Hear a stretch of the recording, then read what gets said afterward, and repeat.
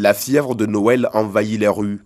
Si à Noël, les cadeaux sont prisés, un personnage retient tout autant l'attention. Pas seulement celle des tout-petits, mais aussi l'attention des grands. Le Père Noël, c'est de lui qu'il s'agit. Ce bonhomme à la barbe blanche existe dans l'imaginaire de plusieurs, mais beaucoup croient en son existence, comme Sékou Diaby. Pour ce coach sportif, cette année, le Père Noël n'aura pas le temps de passer dans toutes les familles. Il compte donc lui donner un coup de pouce en se déguisant en Père Noël pour faire plaisir aux enfants. C'est un moment de gaieté et de faire hommage aussi à tous les enfants du monde, les déshérités comme les non déshérités. Et c'est un moment que tout le monde doit commémorer de façon, on peut dire, objective et qui reste toujours dans la mémoire. Et il est très important, tout ce qui concerne les enfants, il n'y a pas de prix. Nous nous rendons ensuite dans une école non loin du gymnase de Maître Diaby. Ici, petits et grands attendent le Père Noël et leurs cadeaux aussi. Ils croient tous en l'existence du grand barbu. Je crois au Père Noël et je lui ai demandé une Nintendo Switch avec une PS. Je crois au Père Noël. Je lui ai écrit, j'attends ma montre pour la Noël. Même si pour certains, le mythe de l'existence du Père Noël demeure, tous ne partagent pas cet avis. Moi, je ne crois pas au Père Noël parce que depuis tout petit, je ne l'ai jamais vu.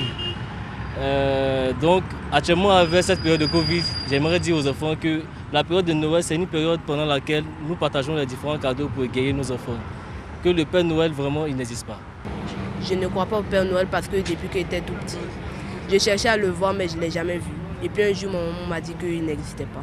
Certains enfants affirment même que le coronavirus a eu raison du Père Noël. Moi, mon papa m'a dit que le Père Noël est mort du coronavirus. Donc, c'est pas sûr que j'aurai un cadeau.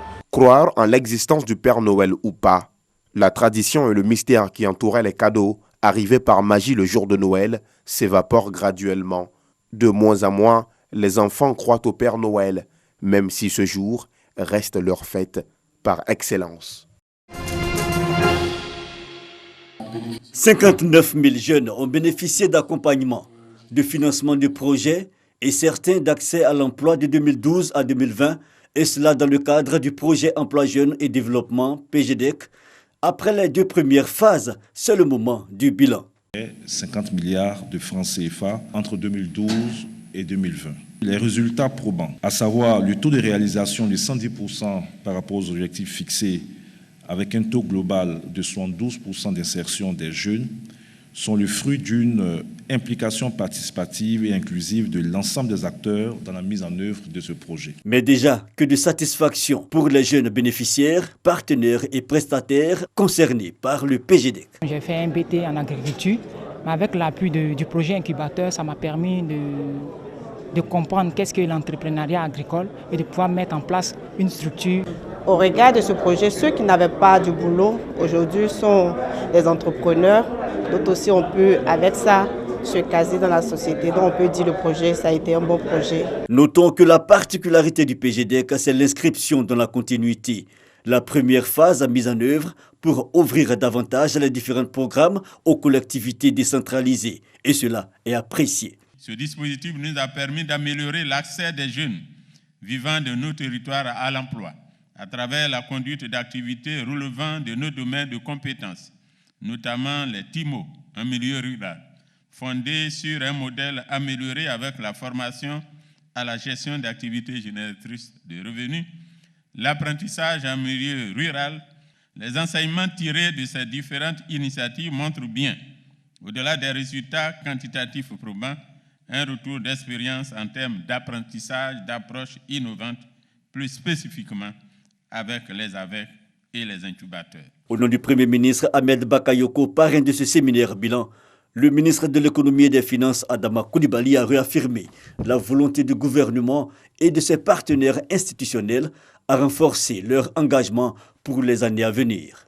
L'objectif à atteindre sur les 5 prochaines années, c'est de pouvoir permettre à 2 millions de jeunes de disposer d'un emploi décent en leur procurant des opportunités et des formations qui leur offriront de véritables perspectives.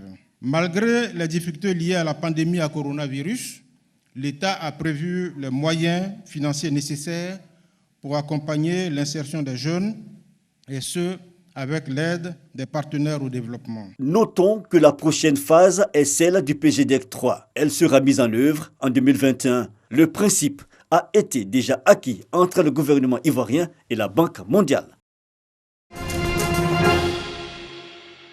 Venus de divers horizons, les chercheurs biologistes se sont donné rendez-vous au 3e symposium national sur la recherche en biologie. Une rencontre pour fédérer les synergies autour de la recherche en vue de produire des résultats de qualité. L'art du chercheur, c'est aussi de pouvoir avancer avec les moyens disponibles. C'est à ça que nous nous attelons et c'est pourquoi nous devons collaborer, échanger les bons procédés, les bonnes manières de nous développer, d'avancer dans le contexte qui de toutes les façons est le nôtre. Un symposium qui a permis de mettre en avant des recherches sur l'utilité de la consommation de certains produits naturels. En l'occurrence, le soumara, produit fermenté provenant des graines de néré, dont les vertus ont été reconnues dans le traitement de l'hypertension artérielle. Ce que nous conseillons en tant que scientifiques, d'après nos analyses, nos expériences, c'est qu'il faut prendre 5 grammes de soumara en poudre, le mettre dans de l'eau tiède et le consommer chaque matin. Maintenant, ceux qui utilisent les médicaments, vous n'allez pas retirer le médicament immédiatement. Vous allez combiner les deux. Et vos médicaments et le soumara, et au fur et à mesure, vous allez retirer les médicaments, selon ce que votre médecin va vous conseiller.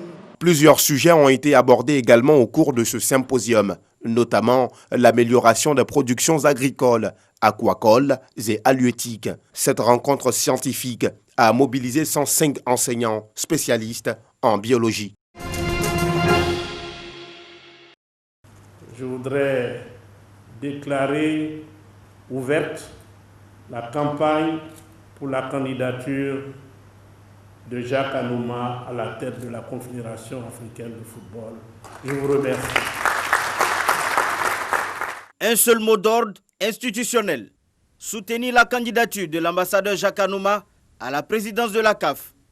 En attendant l'annonce officielle des candidats retenus pour la présidence de la CAF le 11 janvier 2021, la Côte d'Ivoire continue de s'activer pour attirer les potentiels soutiens.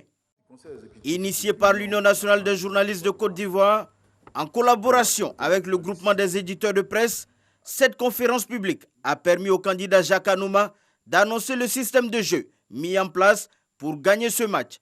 Au poste arrière se trouve le comité des sages, encadré par le gouvernement tout entier, lequel est coaché par le Premier ministre et placé sous le haut commandement du président de la République. Voici, chers amis, notre schéma tactique de base. C'est un 4-4-2 évolutif. Modernité, responsabilité, transparence. Triptyque de la campagne du candidat Jacques Anouma, qui entend mettre à la disposition de l'Afrique la somme d'expérience acquise depuis près de 35 ans dans le management d'associations sportives. La Côte d'Ivoire est solidaire. La Côte d'Ivoire sait porter des grandes causes. La Côte d'Ivoire sait qu'elle a en vous un fils déterminé, un fils chevronné, un homme engagé, un homme déterminé, un homme intègre. Voici l'homme, Etche Omo. Je puis affirmer ici que la diplomatie jouera pleinement sa partition pour que notre frère soit porté à la tête de la Confédération africaine de football.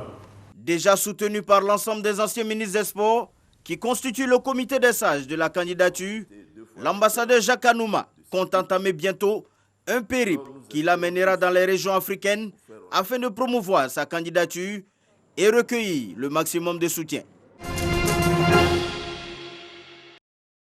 Une vaccination devant les caméras de télévision et les photographes pour rassurer les Américains encore sceptiques. Le futur président des États-Unis, Joe Biden, a reçu ce lundi sa première dose de vaccin contre la Covid-19. Je fais ça pour montrer que les jeunes doivent être prêts à se faire vacciner lorsque ce sera possible de le faire. Il n'y a pas de quoi s'inquiéter. J'attends avec impatience la deuxième injection. Accompagné de son épouse qui s'est aussi faite vacciner, Joe Biden a remercié les scientifiques, ces héros qui ont rendu cela possible. Il a par ailleurs appelé les Américains à respecter les mesures sanitaires prises pour faire barrage à la pandémie. Alors que le pays le plus endeuillé au monde par la COVID-19 avec plus de 319 000 décès fait face à une seconde vague meurtrière. Joe Biden recevra la seconde dose du vaccin nécessaire pour octroyer l'immunité avant sa prise de fonction le 20 janvier 2021.